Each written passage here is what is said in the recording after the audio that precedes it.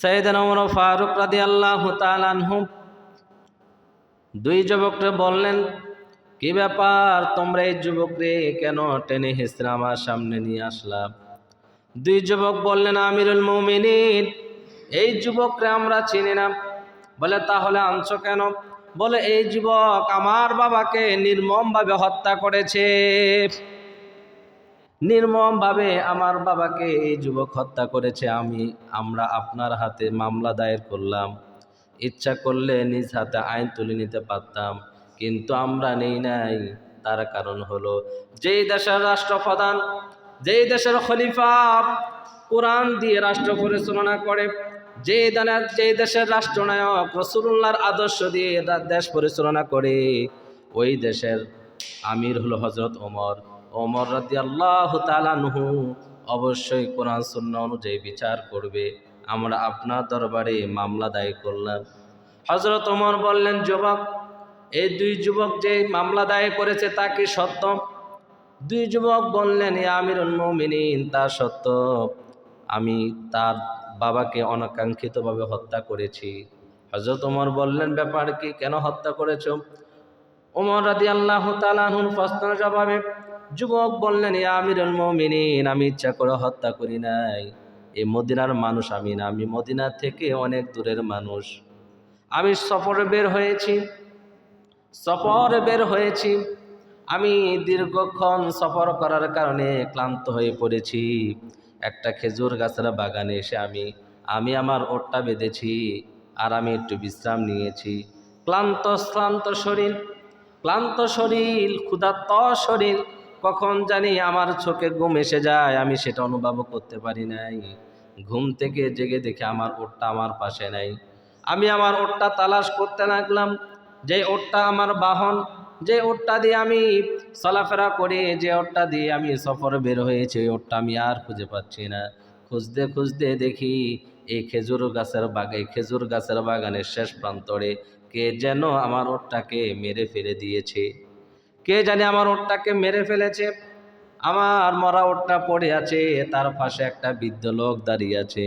আমি বৃদ্ধ লোককে বললাম, বাবা, আমার এই ওটটাকে কেউ হত্যা করেছে। বৃদ্ধ লোক বললেন, তোমার ওটটাকে আমি হত্যা করেছি, কারণটা কি? বলে, তোমার ওট আমার ফসল নষ্ট করে ফেলেছে, আমার খেজুর গাছের বাগানের আমার গাছপালাগুলো নষ্ট করে ফেলেছে, আমার গাছপালাগুলো তোমার ওট খেয়ে ফেলেছে। সেই জন্য আমি রাগের মাথায় তোমার ওটকে পাথর মেরেছি। পাথরে আঘাত লেগে তোমার ওটটা মারা গেছে। এখানে আমি ইচ্ছাকৃত করে মারি নাই। আমার মুসলমান ভাইয়েরা, এক কথা দুই কথা, যুবক মানুষ আর বৃদ্ধ মানুষ। যুবক মানুষ, তার শরীরে রক্ত গরম, তার শরীরে শক্তির অভাব নাই, তার দেহের মধ্যে শক্তির কোনো কমতি নাই। একদিকে বৃদ্ধ মানুষ, আরেকদিকে যুবক মানুষ। যুবক মানুষের শরীরে একটু শক্তি বেশি থাকে, রক্ত গরম থাকে, সেই জন্য সে সবসময় শক্তির বাহাদুরি দেখায়, ক্ষমতার বাহাদুরি দেখায়, অর্থ সম্পদের বাহাদুরি দেখায়। ওরে যুবক ভাইয়েরা, ক্ষমতার বাহাদুরি সারা জীবন টিকে না, শক্তির বাহাদুরি সারা জীবন থাকে না, অর্থের বাহাদুরি সারা জীবন টিকে থাকে না। সেই জন্য কখনো শক্তির বাহাদুরি দেখাতে নাই, ক্ষমতার বাহাদুরি দেখাতে নাই, জনবলের ক্ষমতা দেখাতে নাই। সর্ব অবস্থায় ভয় করে চলতে হবে একজনকে, তিনি কে? আমার মুসলমান ভাইয়েরা, যুবক বললেন, এক কথায় দুই কথায় আমি হঠাৎ করে অনিচ্ছা সত্ত্বে আমি বৃদ্ধর দিকে একটা পাথর নিক্ষেপ করলাম। পাথরে আঘাত লেগে মুহূর্তের মধ্যে বৃদ্ধটা দুনিয়া থেকে বিদায় হয়ে গেল। আমি যখন বুঝতে পারলাম, আমি যখন অনুধাবন করতে পারলাম, আমি যখন বুঝতে পেরেছি এই বৃদ্ধ আর দুনিয়ার মধ্যে বেঁচে নাই, আমার মৃত্যু আঘাতে বৃদ্ধ দুনিয়া থেকে বিদায় হয়ে গেল, আমি এই বৃদ্ধকে ফেলে রেখে চলে যাই নাই, ভেগে যাই নাই। আমি বৃদ্ধর পাশে দাঁড়িয়েছিলাম। তার কারণ হলো, আমি তো মানুষ হত্যাকারী না, আমি তো মানুষ হত্যা করতে পারি না। আমি একজন মুসলমান। সকালবেলা আমি আল্লাহর হুকুম, ফরজ বিধান, ফজর নামাজ আদায় করেছি, কোরআন তেলাওয়াত করেছি, আল্লাহর হুকুম মেনেছি। সকালবেলা বের হয়েছি আল্লাহ রসুলের রওজা মুবারক জিয়ারত করার জন্য। আমি তো হত্যাকারী না। অনাকাঙ্ক্ষিতভাবে আমার হাতে এই বিদ্যা দুনিয়া থেকে বিদায় হয়ে গেল। আমি এই বৃদ্ধকে ফেলে যাই নাই, আমি দাঁড়িয়েছিলাম। কিছুক্ষণের মধ্যে দুইজন যুবক এসে উপস্থিত হলেন। দুইজন যুবক বললেন, আমার বাবাকে কে হত্যা করেছে? যুবক বললেন, ওরে ভাইয়েরা, আমি তোমার বাবাকে হত্যা করেছি। যেই নাকি আমি এই কথা বললাম, দুই ভাইয়ের মাঝে ছোট ভাই দৌড় দিয়ে এসে আমার কুত্তার কালারে ধরে ফেললেন, আমার জামার মধ্যে ধরে ফেললেন, আমাকে মারতে শুরু করলেন। তার কারণ তার বাবাকে আমি মেরে ফেলেছি। এই কষ্ট সে ধরে রাখতে পারে নাই। পৃথিবীর কোনো সন্তান তার বাবার হত্যাকারীকে ছেড়ে দিতে পারে না। সে যখন আমাকে মারতে শুরু করলেন, তার বড় ভাই বললেন, ছোট ভাই, আইন হাতে নেওয়া যাবে না। কারণ যেই দেশের রাষ্ট্রপ্রধান কোরআন দিয়ে দেশ পরিচালনা করে, যে দেশের রাষ্ট্রপ্রধান রাসূলুল্লাহর আদর্শ দিয়ে দেশ পরিচালনা করে, সেই দেশের মাঝে অবশ্যই আমি বিচার পাবো। ওরে মুসলমান, কেমন মুসলমান ছিল তারা! এমন মুসলমান ছিল, নিজের হাতে হত্যা করেছি। ইচ্ছা করলে যুবক ভেগে যেতে পারতেন, কিন্তু ভেগে যায় নাই। বাংলাদেশের চরিত্র মানুষ কেমন দেখেন, কেমন দেখেন! ইচ্ছা করলে যুবক ভেগে যেতে পারতেন, যেতে পারতেন না? যায় নাই। আমার দেশে অ্যাক্সিডেন্ট হলে, রোড অ্যাক্সিডেন্ট হলে গাড়ির চাকার সাথে পিস করে কখন ভাগবে সে চিন্তা করে। দেখেন মুসলমানের চরিত্র কেমন। যুবক ইচ্ছা করলে চলে যেতে পারতেন, যায় নাই। কারণ যুবক নিজে বলতেছে, আমি তো মানুষ হত্যাকারী না, আমি আল্লাহর হুকুম ফজর নামাজ জামাতের সাথে আদায় করেছি, কোরআন তেলাওয়াত করেছি, আমি আমার মা বাবার খেদমত করি, স্ত্রীর হক রক্ষা করি, প্রতিবেশীর হক রক্ষা করি, আমানত রক্ষা করি, আমি তো হত্যাকারী না। অতএব আমি এখান থেকে ভেগে যাব না। তার কারণ তার অন্তর ভয় আছে একজনের, তিনি কি? জোরে বলেন, তিনি কে? আমার মুসলমান ভাইয়েরা, হযরত ওমর রাদিয়াল্লাহু তাআলা আনহু বললেন, যুবক, বুঝতে পেরেছি তুমি ইচ্ছাকৃতভাবে হত্যা করো নাই, কিন্তু রে যুবক, তুমি যেহেতু তাকে হত্যাই করে ফেলেছো, কোরআনের আইন মানোনি, কোরআনের আইন মানোনি। সুবহানাল্লাহ বলো। যুবক, কোরআন আইন মানো? বলো, অবশ্যই মানি।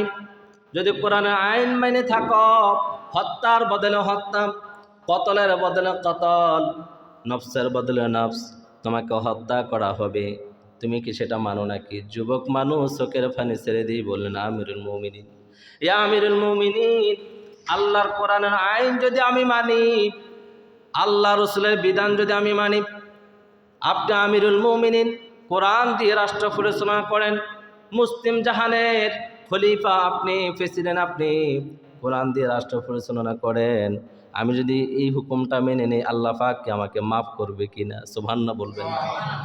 কেমন মুসলমান! বললেন, আমিরুল মুমিনিন, আমাকে হত্যা করার আপত্তি নাই, কিন্তু জানতে চাই আল্লাহ পাক আমাকে ক্ষমা করবেন কিনা। তার কারণ হলো, জাহান্নামের আযাব আমি সহ্য করতে পারবো না। কাল হাসরের ময়দানে আল্লাহর আসামির কাঠগড়ায় আমি দাঁড়াইতে পারবো না, রাসূলুল্লাহর সামনে আমি দাঁড়াইতে পারবো না। আল্লাহ রাব্বুল আলামিন যদি আমাকে মাফ করে দেয়, অবশ্যই আমি মাথা পেতে দিলাম, আপনি বিচার কায়েম করতে পারেন। সুবহানাল্লাহ। হযরত ওমর বললেন, ইয়া যুবক, আল্লাহর কোরআনের আইনকে তুমি সম্মান দেখাইয়া মনে প্রাণে আল্লাহর ভয়ে যদি তুমি মেনে নাও, হয়তো হতেও পারে আল্লাহ রাব্বুল আলামিন তোমাকে ক্ষমাও করতেন পারেন। তার কারণ হলো, আল্লাহ রাব্বুল আলামিন হলো রহমান, আল্লাহ হলো রহিম, রহমান। আমার মুসলমান ভাইয়েরা, হযরত ওমর বললেন, যুবক, আল্লাহর কোরআনকে তুমি যদি সম্মান দেখাও, আল্লাহ পাক তোমাকে মাফ করতে পারে। কেন? আল্লাহ রাব্বুল আলামিন কোরআনে বলেন, কুল ইয়া ইবাদিয়াল্লাযীনা আসরাফু আলা আনফুসিহিম লা তাকনাতু মির রাহমাতিল্লাহ ইন্নাল্লাহা ইয়াগফিরুয যুনুবা জামিআ। জোরে বলি আল্লাহু আকবার। আমার মুসলমান ভাইয়েরা, যুবক বললেন, আমিরুল মুমিনিন, আমি আপনার কথা মেনে নিলাম, আমি যেহেতু হত্যা করেছি, হত্যার বদলে হত্যা হবে, আমি মেনে নিলাম। ওমর বললেন, ও যুবক, এই বিদ্যা মানুষ তোমার ওঁটকে হত্যা করেছে, ওঁট মেরেছে, তুমি ওঁট পাবা। সুবহানাল্লাহ বলবেন না? তোমার ওঁটকে হত্যা করেছে, ওঁট তুমি পেয়ে যাবা, তুমি যে বৃদ্ধকে হত্যা করেছো তার বদলে তোমাকে হত্যা করা হবে। যুবক বললেন, আমি মেনে নিলাম, তবে আমার দুইটা শর্ত আছে, একটা আবদার আছে। কয়টা আবদার?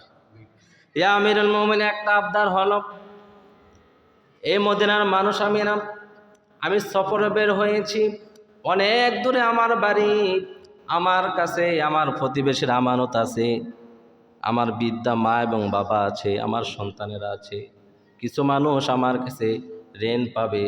ইয়া আমিরুল মুমিনিন, আপনি যদি আমাকে সময় দেন, আমি একটু বাড়িতে যাব, আমি আমার প্রতিবেশীর হকটা তার কাছে ফিরিয়ে দিব। আমি আমানত ফিরাই দিতে চাই। আমার কাছে যে ঋণ, আমার কাছে যে লোক ঋণ পাবে সেই ঋণগুলো পরিশোধ করতে চাই। আর আমি আমার মা বাবার কাছ থেকে জন্মেত্তর বিদায় নিতে চাই। আমার স্ত্রী সন্তান আছে, তাদের কাছ থেকে বিদায় নিয়ে আসতে চাই। হযরত ওমর বললেন, যুবক, তুমি যে আবদার করেছ সে আবদার আমাকে রাখতে হয়, কিন্তু তোমার বাড়ি তো অনেক দূর। যেহেতু তোমার উপরে এখন আইন জারি হয়ে গেল হত্যা করা, এমনও তো হতে পারে জীবনের মায়ায় তুমি নাও আসতে পারো, স্ত্রী সন্তানের মায়া তুমি নাও আসতে পারো, পরিবারের মায়া তুমি নাও আসতে পারো, তোমার জানের মায়া তুমি নাও আসতে পারো। তার গ্যারান্টি কি? তোমাকে যেতে দিতে পারি, তবে হ্যাঁ, তোমার জিম্মায় একজনকে রেখে যাও, তাহলে তুমি যেতে পারো। তা না হলে আমি ওমর তোমাকে ছাড়তে পারি না। সুবহানাল্লাহ। যুবক মানুষ দাঁড়িয়ে আছে, ডানে তাকায়, বামে তাকায়, সামনে তাকায়, পিছনে তাকায়। আপন বলতে কাউকে দেখেন, আত্মীয় স্বজন কেউ নাই, কেমনে থাকবে? শত শত মানুষ, শত শত দূরের মানুষ মদিনার মধ্যে এসেছে, আত্মীয় বলতে কেউ নাই, চীন পরিচিত বলতে কেউ নাই, আপন বলতে কেউ নাই। এই যুবকের জিম্মাদার কে নিবে? ঠিক এমন সময় একজন লোক হাত উঠালেন। সমস্ত সাহাবারা তার দিকে তাকিয়ে দেখলেন, যে লোকটা হাত উঠালো ওই লোকটা আর কেহ নয়, আল্লাহর নবীর শ্রেষ্ঠ সাহাবী হযরত আবু যর গিফারী। হযরত আমিরুল মুমিনিন হযরত ওমর বললেন, ইয়া আবু যর গিফারী রাদিয়াল্লাহু তাআলা আনহু, আপনি আল্লাহ রাসূলের শ্রেষ্ঠ সাহাবী। আমি ওমর মুসলমান হওয়ার আগে আপনি মুসলমান হয়েছিলেন, আপনি আল্লাহ রাসূলের শ্রেষ্ঠ একজন সাহাবী। ওগো আমিরুল, ওগো আবু যর গিফারী, আপনি কি তার জিম্মাদার নিতে চান নাকি? বলে হ্যাঁ। বলে, বুঝলেন, যদি এই যুবক না আসে, এই যুবকের বদলে আপনাকে হত্যা করা হবে। আবু যর গিফারী বললেন, কোনো আপত্তি নেই, যুবককে যেতে দাও। যুবক মানুষ চলে গেলেন। হযরত ওমর রায় দিলেন, আগামী জুমাবার জুমার নামাজ পড়ানোর পরে এই যুবকের বিচার কায়েম করা হবে। মসজিদে নববীর সামনে জুমার নামাজ আদায় করার পর এই যুবকের বিচার করা হবে। যুবক চলে গেলেন, আবু যর গিফারীও চলে গেলেন। আস্তে আস্তে জুমার দিন চলে আসলো, কিন্তু ওই যুবকের কোনো খবর নেই। যুবক আসছে না, নামাজ আদায় হয়ে গেল, যুবক আসে না। হযরত ওমর চিঠি লিখলেন, খবর দিলেন, ইয়া আবু যর গিফারী, আপনি মৃত্যুর প্রস্তুতি নিয়ে আপনি আল্লাহ রসুলের মসজিদে নববীর সামনে চলে আসেন। কারণ আপনি যে যুবকের জিম্মা নিয়েছেন, এই যুবক তো এখনো আসে নাই, যুবকের বদলে আপনাকে এখন হত্যা করা হবে। সুবহানাল্লাহ বলেন। আমার মুসলমান ভাইয়েরা, গোটা মদিনার মধ্যে এলাহান হয়ে গেল, যেই যুবককে মৃত্যু দণ্ডে দণ্ডিত করা হলো, এই যুবক আসে নাই। ওই যুবকের বদলে রাসূলুল্লাহর শ্রেষ্ঠ সাহাবী হযরত আবু যর গিফারীকে হত্যা করা হবে, কতল করা হবে। ছোট থেকে বড়, জওয়ান থেকে বৃদ্ধা, সমস্ত মদিনাবাসীদের চোখের মধ্যে পানি। হযরত ওমর রাদিয়াল্লাহু তাআলা আনহুর চোখের মধ্যে টপ টপ করে পানি পড়তেছে। তার কারণ হলো, আবু যর গিফারী সাধারণ কোনো সাহাবী ছিল না, সাধারণ কোনো সাহাবী ছিল না আবু যর গিফারী। এ আবু যর গিফারী কোন আবু যর গিফারী? ইসলামের শুরুতে যখন নাকি আল্লাহ নবীজি গোপন ইসলামের দাওয়াত দিতে লাগলেন, মাত্র কয়েকজন মুসলমান হয়েছিলেন। আবু যর গিফারীর কানে সংবাদ এসেছে, মক্কার মধ্যে একজন নবীর আবির্ভাব ঘটেছে। সে মুক্তি পূজা করে না, সে মুক্তির সামনে মাথা নত করে না, মুক্তির কাছে যায় না, সে এক আল্লাহর কথা বলে। ওরে মুসলমান, আজকে আমার দেশের কিছু মুসলমান দেখা যায় ক্ষমতার লোভে মূর্তির সামনে গিয়ে হামাগুড়ি দিয়া পড়ে যায়। তারা কেমন মুসলমান? কোন মুসলমান তো হিন্দুদের পূজায় যাইতে পারে না, কোন হিন্দু আমাদের মসজিদে আসে না, কোন হিন্দু আমাদের ঈদগাহে আসে না, কোন হিন্দু সম্প্রদায় রমজান মাসের শুভেচ্ছা আমাদেরকে জানায় না। আমরা মুসলমানের বাচ্চা হইয়া কেমনি হিন্দুদের কাছে যাই, কেন পূজা মণ্ডলে যাই? এটা মুসলমানের চরিত্র নয়, এটা হলো ফাক্কা মুনাফিকের চরিত্র। আমার ভাইয়েরা, আবু যার গাফারি এখানে সংবাদ আসলেন মক্কার মাঝে একজন নবীর আবির্ভাব ঘটেছে, যে নাকি এক আল্লাহর কথা বলে, কোরআনের কথা বলে, আত্মীয়তার হক রক্ষা করে, গরিবদের পাশে দাঁড়ায়। আহারে, গরিব অসহায়দের পাশে মানুষ দাঁড়ানোর মতন লোক এখন খুবই কম পাওয়া যায়। ওরে মুসলমান, লক্ষ টাকা দিয়ে হজ করতে যাবা, তোমার প্রতিবেশী যদি অসহায় থাকে, রোগাক্রান্ত থাকে, তোমার প্রতিবেশীর খোঁজখবর না নিয়ে যদি হজে যাও, আল্লাহর কসম দিয়ে বলে তোমার হজ আল্লাহর কাছে কবুল হবে না। তার কারণ হলো প্রতিবেশীর হক রক্ষা করা তোমার উপর ফরজ করেছেন কে? আমার ভাইয়েরা, আবু যার গাফারি রাদিয়াল্লাহু তাআলা আনহু মক্কায় চলে আসলেন। মক্কার অবস্থা খুবই ভয়াবহ অবস্থা। কারফিউ জারি করে রেখেছেন আবু জাহেল। আল্লাহ নবীজি গোপনে গোপনে ইসলামের দাওয়াত দেয় দারুল আরকামে বসে। রাসূল সাল্লাল্লাহু আলাইহি সাল্লামের হাতে কয়েকজন মানুষ মুসলমান হলেন। আবু যার গেফারি অনেক দূরের মানুষ, তিনি মক্কার খানা কাবার পাশে বসে আছেন, কারোর সাথে কথা বলে না। তার কারণ হলো কার কাছে কি বলে বিপদে পড়ে যাবেন তিনি চিনতে পারে না। কে আবু জাহেলের লোক, আর কে মুসলমান, কে নবী মুহাম্মদ রাসূলুল্লাহর লোক, আর কে আবু জাহেলের লোক। আবু যার গেফারি তো তখন কাউকে চিনে না। এখন কার কাছে নবীর সন্ধান পাবে? দেখেন মুসলমান, রাসূলুল্লাহর সন্ধানের জন্য ঘর ছাড়লেন, বাড়ি ছাড়লেন, স্ত্রী সন্তান সব কিছু ছেড়ে দিলেন একমাত্র ইসলাম ধর্ম গ্রহণ করার জন্য, ইসলামকে তালাশ করার জন্য। আর আমরা মুসলমানের ঘরে সন্তান হওয়া সত্ত্বেও আল্লাহর হুকুম মানি না। আমার ভাইয়েরা, আবু যার গেফারি কাবা ঘরের পাশে বসে আছেন। সারাটা দিন চলে গেল, কেউ কোনো কথা জিজ্ঞাসা করলেন না, তিনিও কাউকে কিছু বললেন না, কিন্তু মনে মনে আল্লাহ রসুলকে তালাশ করে। কত মানুষকে দেখে, কত মানুষের চেহারা দেখে, কোন মানুষের চেহারার সাথে আবু যার গেফারি যে মানুষটাকে খুঁজতেছেন, যে রসুলকে খুঁজতেছেন, ওই রসুলের সাথে কারো তো মিল পাওয়া যায় না। আবু যার গেফারি বসে আছেন। সন্ধ্যাবেলায় হযরত আলী রাদিয়াল্লাহু তাআলা আনহু জিজ্ঞাসা করলেন, ভাই, তোমাকে মক্কার মানুষ মনে হয় না, মনে হয় তুমি কোনো মুসাফির হতে পারো, আসো আমার সাথে, আমার বাড়িতে তুমি আজকে মেহমান হবে। গেলে মেহমানদারি করালেন। আবু যর গেফারিও কোনো কথা বললেন না, হযরত আলী রাদিয়াল্লাহু তাআলা আনহু কোনো কথা বললেন না, চলে গেলেন। একে একে 3 দিন মেহমানদারি করালেন। আমি খুব দ্রুত কথা হলো বলতেছি, যেহেতু আমার হাতে সময় খুবই কম। 3 দিন মেহমানদারি করালেন, দুইজনের মাঝে কোনো কথা নাই। সুবহানাল্লাহ বলতে ইচ্ছা হয় না? দেখেন মুসলমানের বৈশিষ্ট্য, চরিত্র কেমন। একজন মুসলমান কতটা আদর্শবান। হযরত আলী রাদিয়াল্লাহু তাআলা আনহু চিনে না, জানে না, কিন্তু সে বুঝতে পেরেছে এই লোকটা অনাহারী, না খেয়ে বসে আছে, আমি তাকে খাওয়াতে হবে। এই হলো মুসলমানের চরিত্র। এখন তো বিপদ আরেকটা, মেহমান হিসেবে ঘরে নিলে ঘরের মাঝেও তো চুরি করে, ঘরের মাঝেও ডাকাতি করে, আছেন এরকম? দেখেন আমরা কতটা অনিশ্চিত জীবন বসবাস করি। কাকে বিশ্বাস করব? স্ত্রীকে বিশ্বাস করা যায় না, ভাই ভাইকে বিশ্বাস করা যায় না, এবং কি নিকট আত্মীয় যারা আছে তাদেরকেও তো বিশ্বাস করা যায় না। এখন বিশ্বাস, আমাদের মাঝ থেকে বিশ্বাস জিনিসটা উঠেই গেছে। 3 দিন মেহমানদারি করানোর পরে হযরত আলী রাদিয়াল্লাহু তাআলা আনহু বললেন, ভাই, সত্য কথা বলো, আজকে 3টা দিন তুমি এখানে বসে আছো, তুমি কি কাউকে খুঁজতেছো? হযরত আবু যার গেফারি বললেন, আপনার পরিচয় কি? বলে, আমি হলাম আলী ইবনে আবু তালেব, আবু তালেবের ছেলে, আব্দুল মুত্তালিবের ছেলে আবু তালেব, আবু তালেবের ছেলে হলাম আমি আলী, কুরাইশ বংশে হাশিমি খানদান আমার পরিচয়। বললেন, আপনি তো অনেক সম্ভ্রান্ত পরিবারের ছেলে, আব্দুল মুত্তালিবের ছেলের ঘরের নাতি আপনি।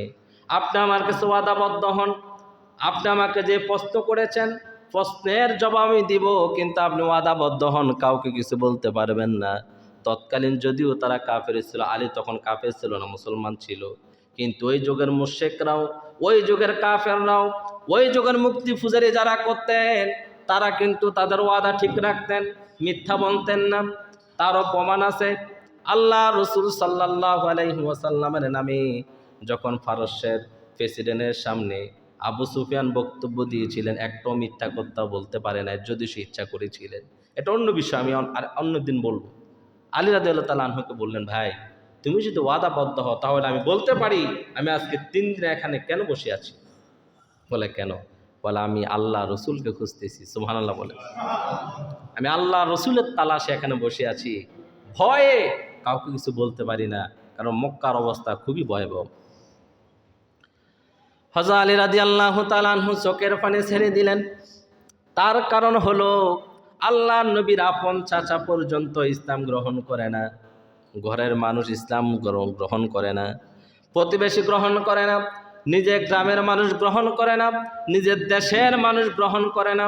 আল্লাহর নবীকে যেখানে দেখে সেখানে মারার জন্য আক্রমণ করে ফেলে, পাগল বলে গালি দেয়। কিন্তু শত শত মাইল দূর থেকে কাবার চত্বরে বসে আছে, না খাওয়া না খাওয়া না পড়া, পাগলের মতন বসে আছে আল্লাহ রসুলকে দেখার জন্য, দিন গ্রহণ করার জন্য।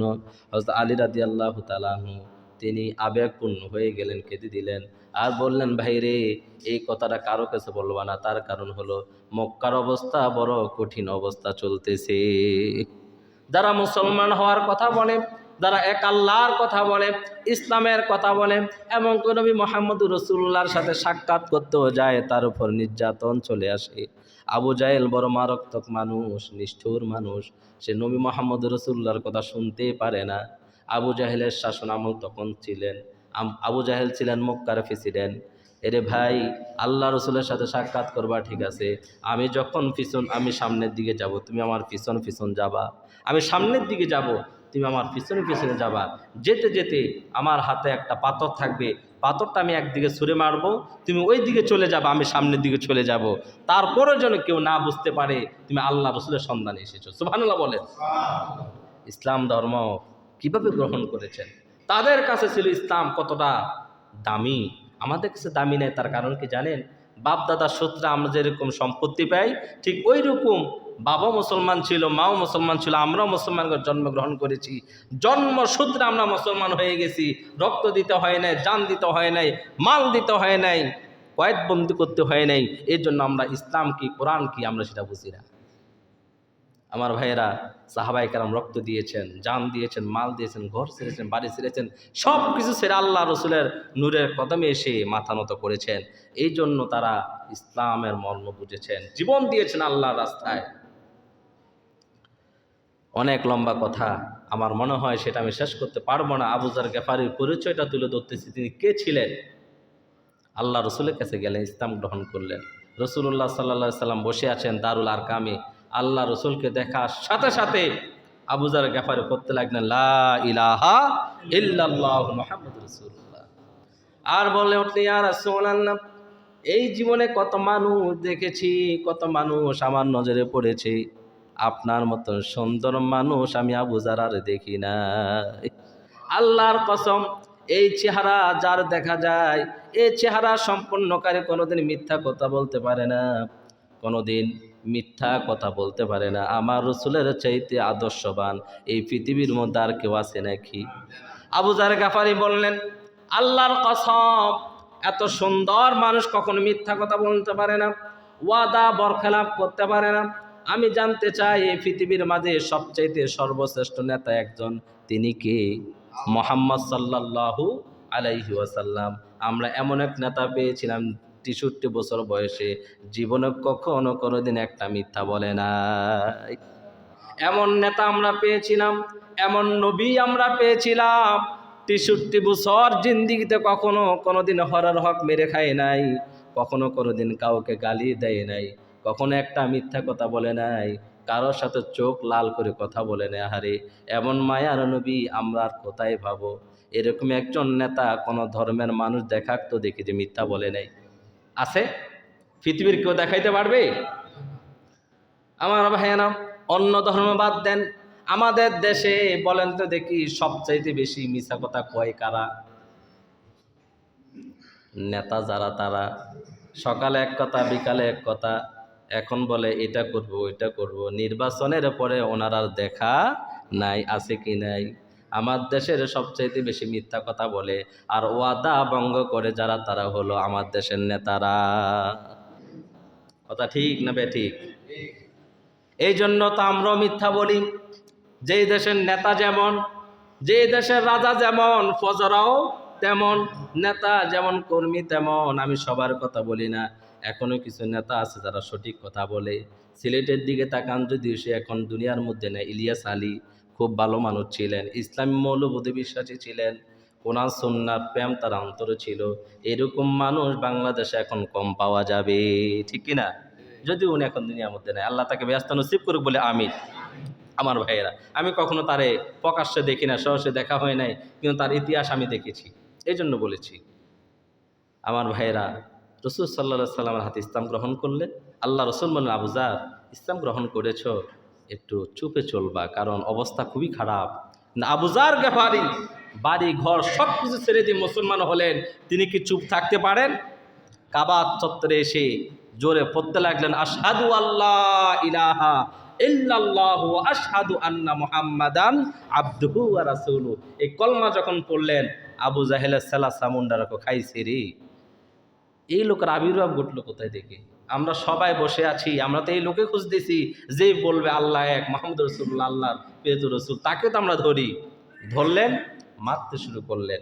আবু যার গেফারি বলেন, আমাকে মারতে মারতে এমন পর্যায়ে নিয়ে গেল, আমি হয়তো আমার এরকম হয়েছে, আমি আর বাঁচবো না। ঠিক ওই সময় আল্লাহ রসুলের চাচা আব্বাস এসে তার উপর হুমড়ি খেয়ে পড়লেন। আব্বাস রাদিয়াল্লাহু তাআলা আনহু তখনও মুসলমান হয় নাই, কিন্তু তিনি শুরু থেকে মন চাইতো আল্লাহ রসুলের হাতে ইসলাম গ্রহণ করুক, কিন্তু পরিস্থিতির কারণে তিনি কবুল করতে পারে নাই, কিন্তু কবুল করেছেন তিনি। বললেন, যুবক তোমার বাড়ি কোথায়? বলে, আমি হলাম গেফার গোত্রের যুগ। বলেন, এই আরবের লোকেরা, তাকে যদি তোমরা মেরে ফেলো, গেফার গোত্রের লোকদের কাছ থেকে তোমরা বাঁচতে পারবে না। তার কারণ মক্কার মানুষ তখন ব্যবসা বাণিজ্য করত, তোমাদের ব্যবসার কাফেলা এই গেফার গোত্রের উপর দিয়ে যেতে হয়। এই আবু যারকে যদি তোমরা মেরে ফেলো, তাহলে তোমাদের ব্যবসা বাণিজ্য সব কিছু তারা বন্ধ করে দিবে। এই ভয়ে ওনাকে ছেড়ে দেওয়া হলো। ইতিহাস অনেক লম্বা, উনি একের পর এক 3 দিন পর্যন্ত কলমার তালকিন দিয়েছিলেন। এই ছিল সে আবু যার। যে আবু যার গেফারি রাদিয়াল্লাহু তাআলা আনহুর কথা স্বয়ং জিবরাইল আলাইহিস সালাম এসে আল্লাহ রাসূলকে বলেছেন, ইয়া রাসূলুল্লাহ, এই আবু যারকে আপনি কি জানেন? আল্লাহ রাসূল বললেন, ইয়া কি হেবে জিবরাইল, সমস্ত ফেরেশতাদের সরদার আপনি, আমার এই ছোট্ট সাহাবী আবু যার গেফারি কেমনে চিনেন? জিবরাইল আলাইহিস সালাম বললেন, ইয়া রাসূলুল্লাহ, সমস্ত ফেরেশতাদের সরদার আমি জিবরাইল হতে পারি, কিন্তু নবীজি আপনার সাহাবী আবু যারের গেফারি এত সম্মান আল্লাহ পাক বৃদ্ধি করেছেন, আকাশ কেন 7 আসমানে 7 জমিনে সব জায়গায় ফেরেশতারা আবু যার গেফারির কথা বলে। এত দামি সাহাবী বলে কেমনে হলো? বলে 2টা আমলের কারণে। 1 নাম্বার হলো, আপনার সাহাবী আবু যার গেফারি সব সময় নম্র ভদ্র হয়ে চলে, জীবনে কখনো নিজেকে বড় মনে করে চলে না, সব সময় নিচের দিকে তাকায়া চলে, নিজেকে কখনো অহংকার করে না, দেমাক তাকাব্বুর অন্তরে আসে না। ওরে মুসলমান, আজকে আমাদের অন্তরে তাকাব্বুরি দেমাক আছে কি না? আপনার সাহাবীর অন্তরে কোনো অহংকার নাই, নিরঙ্কার মানুষ। আর যখনই সুযোগ পায় তখনই ফেরে কুল হু আল্লাহু আহাদ আল্লাহুস সামাদ লাম ইয়ালিদ ওয়া লাম ইউলাদ ওয়া লাম ইয়াকুল লাহু কুফুয়ান আহাদ।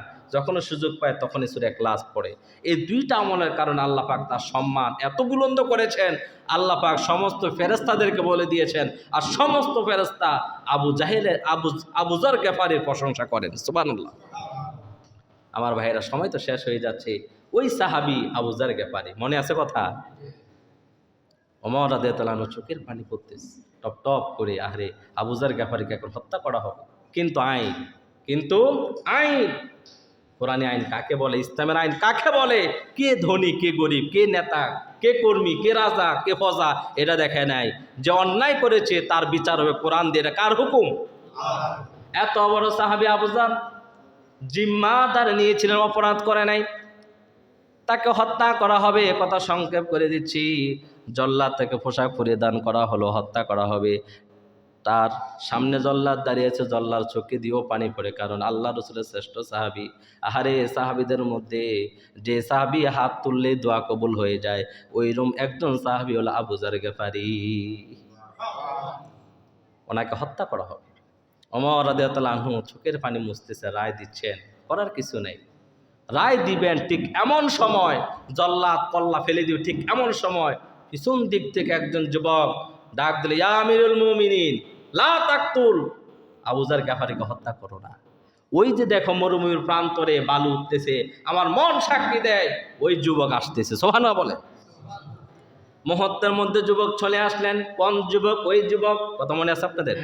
যুবক এসে বললেন, ইয়া আমিরুল মুমিনিন, আপনি আমাকে ক্ষমা করবেন, কদমে পড়ে গেলেন। পিছনের দিকে তাকাই দেখে আল্লাহর নবীর শ্রেষ্ঠ সাহাবী হযরত আবু যার গাফারের গায়ের মধ্যে ওনার মৃত্যুদণ্ডীয় কাপড় পরিধান কিন্তু আহারে। ওই যুবক কেঁদে দিলেন আর বললেন, ইয়া আমিরুল মুমিনিন, আপনি কেমনে পারলেন?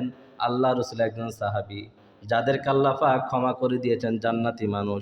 আমি গুনাহগারের জন্য তার গায়ের মাঝে আপনি পোশাকটা পরালেন, ক্ষমা চেয়ে নিলেন আর বললেন, ইয়া আমিরুল মুমিনিন, আবু যার গাফারিকে ছেড়ে দেন, আমাকে হত্যা করেন। বলেন, তুমি কেন দেরি করলা? বলে, ইয়া আমিরুল মুমিনিন, আমার বাড়ি অনেক দূরে, আমি সবার কাছ থেকে বিদায় নিয়ে এসেছি। চলার পথে আমার গোড়াটা পায়ের মধ্যে ব্যথা পেয়ে গিয়েছিল, এই জন্য আমি সঠিক সময় আসতে পারি নাই, আমাকে আপনি মাফ করে দিবেন। যেই লোকন এই কথা বললেন, আমিরুল মুমিনিন হযরত ওমর বললেন, ওরে যুবক, ইচ্ছা করলে তো তুমি নাও আসতে পারতা, ইচ্ছা করলে তুমি নাও আসতে পারতাম। শত শত মাইল দূরে তোমার বাড়ি, কেউ তোমাকে চিনে না, তোমার বদলে আবু জাল গাফারি হত্যা হয়ে যাবে, কতল হয়ে যেত, তুমি বেঁচে যাইতা, কেন আসলা? যুবক চোখের পানি ছেড়ে দিয়ে বলেন, ইয়া আমিরুল মুমিনিন, সারা পৃথিবীর মানুষ যদি জানতো আমি একজন মুসলমান ভাইকে বিপদে ফেলে চলে যেতাম, এটা যেন না ভাবে, মুসলমান যেন এটা মনে করে একজন মুসলমান বিপদে পড়বে আর এই আরেকজন মুসলমান তার বিপদে পাশে দাঁড়াবে, আর তার পরিণাম আরেকজন মুসলমান তাকে বিপদে ফেলবে, এটা পৃথিবীর কোনো মানুষ যেন না বলতে পারে। সেই জন্য আমি যুবক জীবনে মায়া করে নিয়ে চলে এসেছি।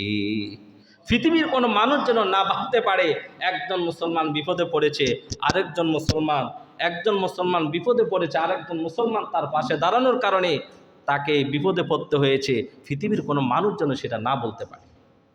আবু যার গাফারিকে প্রশ্ন করলেন, আবু যার, জানো না, চেনো না, কোনো কিছু না বুঝে এই যুবকের জিম্মা কেন নিলা? তোমাকে তো এখন হত্যা করা হতো। আবু যার গাফারি বললেন, ইয়া আমিরুল মুমিনিন, পৃথিবীর কোনো মানুষ যেন না বলতে পারে একজন মুসলমান, একজন মুমিন বিপদে পড়বে, আরেকজন মুমিন তার পাশে দাঁড়াবে না, পৃথিবীর কোনো মানুষজন এই কথা না বলতে পারে। সেই জন্য আমি এক মুসলমান আরেক মুসলমানের পাশে বিপদ দাঁড়িয়ে গেলাম। তাদের এই কথা শুনে ওই কোন যুবক বাবাকে হত্যা করেছে, যে মামলা দায়ের করেছে, ওই দুই যুবক আমিরুল মুমিনের কাছে সে বললেন, ইয়া আমিরুল মুমিনিন, এই যুবকরে আমরা ক্ষমা করে দিলাম। তার কারণ হলো, যেই যুবক আমানতের হক খেয়ানত করে না, যেই যুবক ঋণ পরিশোধ করতে পারে, যেই যুবক মা বাবার হক আদায় করে, যেই যুবক ওয়াদা দিয়ে ওয়াদা রক্ষা করে, আমার মন সাক্ষী দেয়, ইচ্ছা করে আমার বাবাকে মারে না, আমি তাদেরকে ক্ষমা করে দিলাম। ওমর বললেন, যুবক, কেন তুমি তাদেরকে ক্ষমা করে দিচ্ছ, কারণটা কি? যুবক দুইজন বলে উঠলেন, ইয়া আমিরুল মুমিনিন, পৃথিবীর কোনো মানুষ যেন না বলতে পারে, পৃথিবীর কোনো ধর্ম, পৃথিবীর কোনো গোত্র, পৃথিবীর কোনো কালচার যেন না বলতে পারে একজন মুসলমান অন্যায় করেছে, অন্যায় করার পর ক্ষমা চাওয়ার পর আরেকজন মুসলমান ক্ষমা করে নাই, এই কথা যেন না বলতে পারে, সেজন্য আমি তাকে ক্ষমা করে দিলাম। দেখছেন মুসলমান কাকে কয়? আমি তো বলি মাঝে মধ্যে আমরা মুসলমান হতে পারি নাই, এরকম চরিত্র আমাদের কয়জনের মাঝে আছে? হযরত আবু যার গাফারি রাদিয়াল্লাহু তাআলা আনহু যুবককে চিনে না, জানে না, না জেনে না শুনে যুবকের পাশে দাঁড়াই গেলেন আর বুঝালেন, পৃথিবীর কোনো মুসলমান যদি বিপদে পড়ে আরেকজন মুসলমান যেন তার পাশে দাঁড়ায়। এই চরিত্র আমাদের মাঝে আছে? আবার এটাও যুবক প্রমাণ করলেন, এক মুসলমান ভাইকে উপকার করতে আসলে তাকে যেন বিপদে পড়তে না হয়। আমাদের সমাজে তাই তো হয়, আপনি যাদের উপকার করবেন, খাদে পড়ে গেছে, খাদ থেকে উঠাবেন, উঠার সাথে সাথে আপনাকে ফেলে দিবে, এরকম চরিত্র আছে না? যুবক এই শিক্ষা দিলেন, এক মুসলমান আরেক মুসলমানকে সাহায্য করতে এসে যেন বিপদে না পড়ে। এই জন্য আমি যুবক জীবনের মায়া না করে এখানে উপস্থিত হয়েছি। আর ওই ছেলেরা শিক্ষা দিলেন, কোন মুসলমান যদি অন্যায় করে ক্ষমা চাওয়ার সাথে সাথে মাফ করে দিবে। এটা কার বৈশিষ্ট্য? মুসলমানের বৈশিষ্ট্য। এই তিনটা বৈশিষ্ট্য আমাদের মধ্যে আছে? নাই। আমরা সুযোগের পাগল মুসলমান ভাইয়েরা। আমি আর কথা সামনের দিকে যাচ্ছি না, সময় অনেক চলে গেছে। এখান থেকে কিছু শিখেন, অনেক শিকার আছে, শিখেন। আমরা নামে মুসলমান, কামে মুসলমান না। আমরা শুরুতে মুসলমান, অন্তরের দিক থেকে মুসলমান না। আমরা চলায় ফেরা, উঠা বসা, লেনদেন কোনো দিকে মুসলমানের চরিত্র আমাদের ভিতরে নাই। আমরা নামাজ ঠিকমতো পড়ি না, বিবিকে পর্দায় রাখি না, হালাল খাবার খাই না, গরিব অসহায়দের পাশে দাঁড়াই না, মুরব্বীদেরকে সম্মান করি না। আল্লাহ রসুল বলেছেন, যারা বড়দেরকে সম্মান করে না আর ছোটদেরকে স্নেহ করে না, আমি রসুল তাদেরকে শাফায়াত করব না। তাহলে মুসলমানের চরিত্র আমাদের মাঝে থাকা দরকার আছে কি নাই? আল্লাহ পাক আমাদের সকলকে খাঁটি মুসলমান হওয়ার তৌফিক দান করে সকল বলে আমিন। ওয়া আখির দাওয়ানা আলহামদুলিল্লাহি রাব্বিল আলামিন।